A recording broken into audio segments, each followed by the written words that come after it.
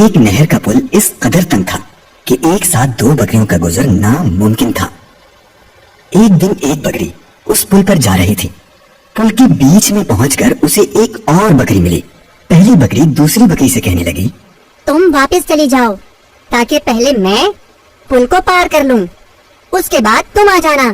دوسری بکری بولی، واہ بھائی واہ، میں بھلا کیوں واپس چلی جاؤں، تم ہی واپس کیوں نہیں چلی جاتی؟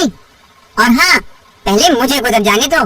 پہلی بکری نے اکڑ کے جواب دیا، تمہیں واپس جانا پڑے گا کیونکہ میں تم سے زیادہ طاقتور ہوں۔ دوسری بکری نے کہا، زیادہ تو کیا، تم تو میرے برابر بھی نہیں ہو۔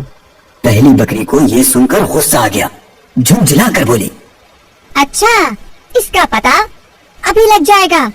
یہ کہہ کر اس نے لڑنے کے لیے اپنے سینگ نیچے جھکا لیے، اور پھر دوسری بکری نے اسے روکتے ہوئے کہا، ٹھہرو ٹھہرو، دیکھو، لڑنے سے کوئی فائدہ نہیں۔ اگر ہم لڑیں گے تو دونوں نہر میں گر کر ڈوب جائیں گے۔ میری سمجھ میں ایک ترکیب آئی ہے، میں پل پر لیٹ جاتی ہوں، تم میرے اوپر سے گزر جاؤ۔ یہ کہہ کر دوسری بکری پل پر لیٹ گئی اور پہلی بکری آہستہ آہستہ اس کے اوپر سے گزر گئی۔